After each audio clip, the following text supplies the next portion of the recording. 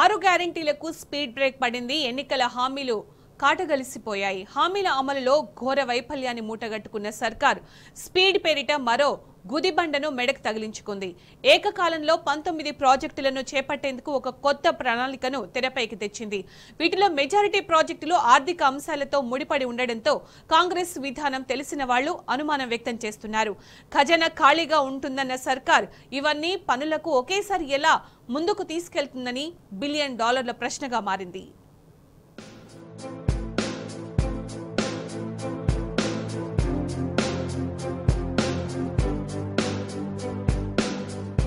కాంగ్రెస్ సర్కార్ రాష్ట్రంలో గద్దెనెక్కిన నాటి నుంచి ఆరంభ శూరత్వాన్ని ప్రదర్శిస్తుంది. ఇప్పటిదాకా 6 గ్యారెంటీల అమలే ప్రధాన ఎజెండా అంటూ సర్కార్ ప్రతి సమావేశంలో ఓదరగొట్టింది. ఎన్నికలకు ముందు తలపెట్టిన 6 గ్యారెంటీలకే ఖర్చు తడిసి మోపడవుతుందన్న తరుణంలో వాటిని అటకెక్కించింది. నిధిలో రామచంద్ర అంటూ పాలకులు అందిన కాడికి అప్పులు చేస్తున్న దుస్థితి. ఇప్పటికే రుణాల చిట్టా 1,00,000 కోట్లు దాటిపోయిందని గణాంకాలు చెబుతున్నాయి. అయినా సీఎం రేవంత్ రెడ్డి అధికార పీఠం ఎక్కిన డే 1 నుంచే పాపులారిటీ సంపాదించుకునేందుకు పాకులాడుతున్నారన్న విమర్శలు వస్తున్నాయి. ఎందుకంటే ఎన్నికలప్పుడు ఇచ్చిన హామీలకే దిక్కు దివానం లేదు. కానీ తాజాగా 19 ప్రాజెక్టులంటూ పాకులాడటం వెనుక మతలబు ఏంటన్న చర్చ జోరుగా జరుగుతోంది.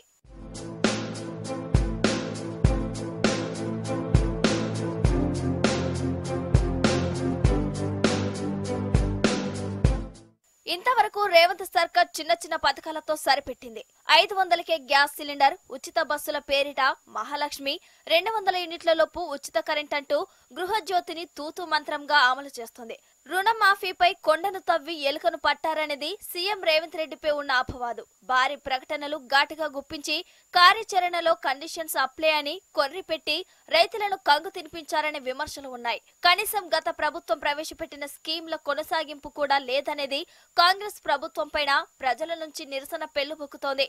రైతు బంధును రైతు భరోసాగా పేరు మార్చారు సరే, మరి సాయం ఏదని రైతులు నిలదీస్తున్నారు. వివిధ ఆసరా పింఛన్ల పేమెంట్లు సైతం పెండింగ్ లో ఉన్నాయని లబ్ధిదారులు సర్కార్ పై అసహనం వ్యక్తం చేస్తున్నారు. ఇచ్చిన ప్రతి హామీ లబ్ధిని జనానికి చేరవేయకుండా సబ్ కమిటీల పేరిట ప్రభుత్వం కాలయాపన చేస్తోందన్న ఆగ్రహం జనంలో స్పష్టంగా కనిపిస్తోంది.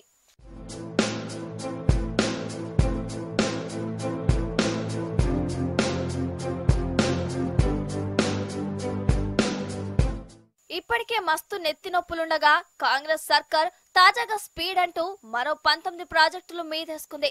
ఇది తలకు మించిన భారమే అని ఆర్థిక నిపుణులు అంటున్నారు. స్పీడ్ మిషన్ లో Musi river front development, satellite టౌన్షిప్ల అభివృద్ధి, మెట్రో రైల్ విస్తరణ, జీహెచ్ఎంసీ పునర్వ్యవస్థీకరణ, రీజనల్ రింగ్ రోడ్, హైదరాబాద్ సిటీలో ఎలివేటెడ్ కారిడార్లు, రాష్ట్రంలో కొత్త విమానాశ్రయాలు, ఢిల్లీలో తెలంగాణ భవన్ నిర్మాణం, మహిళా శక్తి పథకం అమలు, జిల్లా సమైక్య భవనాల నిర్మాణం, రెసిడెన్షియల్ స్కూల్ కాంప్లెక్స్ లాంటి ప్రాజెక్టులు ఉన్నాయి. అలాగే అమ్మ ఆదర్శ పాఠశాలల కమిటీల సంస్థాగత అభివృద్ధి, ఐటీఐలలో అడ్వాన్స్ టెక్నాలజీ సెంటర్లు, ఉస్మానియా హాస్పిటల్ కొత్త భవన నిర్మాణం, 15 కొత్త నర్సింగ్, 28 కొత్త పారామెడికల్ కాలేజీలు, health tourism, eco tourism, temple circuit టూరిజంల ప్రమోషన్, యాంటీ డ్రగ్స్ స్ట్రాటజీ వంటి అనేక ప్రాజెక్టులు కూడా ఉన్నాయి. ఇవన్నీ కార్యరూపం దాల్చాలంటే కొన్ని లక్షల కోట్లు అవసరమవుతాయి. కొన్నిటికి భూసేకరణ కూడా చేయాల్సి ఉంటుంది. ఓవైపు ఖాళీ ఖజానా వెక్కిరిస్తుంటే ప్రభుత్వమే దినదిన గండంగా నడుస్తుంటే మరోవైపు స్పీడ్ అంటూ పాలకులు ఊరుకులాడటం విడ్డూరమని అంటున్నారు. ఇవన్నీ పక్కన పెట్టి ముందు రాష్ట్ర స్థూల ఉత్పత్తి పెంచే దిశలో దృష్టి సారించాల్సిన తరుణం ఇదేనన్న అభిప్రాయాలు వ్యక్తమవుతున్నాయి.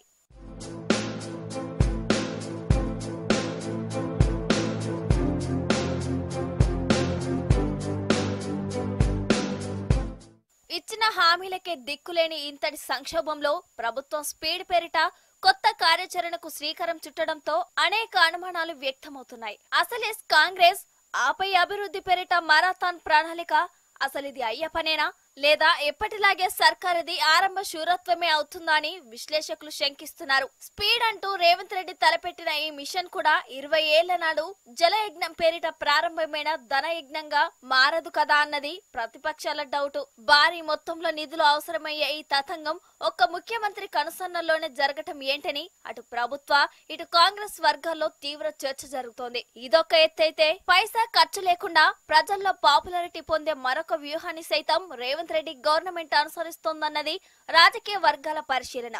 హైడ్రా లాంటి ప్రయోగాలు దాంట్లో భాగమేనట. ఇదొక రకమైన అటెన్షన్ డైవర్షన్ స్కీమ్ అని ఆరోపిస్తున్నారు. డే 1 నుంచి సీఎం రేవంత్ రెడ్డి పుక్కడ్ మే నామ్ కమాయేంగే అన్న పంతానే ఫాలో అవుతున్నారంటున్నారు పొలిటికల్ అబ్జర్వర్స్. గత ప్రభుత్వం నోటిఫికేషన్ ఇచ్చిన 30,000 ఉద్యోగాల భర్తీ ప్రక్రియ 6 నెలల్లో పూర్తి చేశామని రేవంత్ తన ఖాతాలో వేసుకోవడం మచ్చకొక ఉదాహరణగా వాళ్ళు చెబుతున్నారు.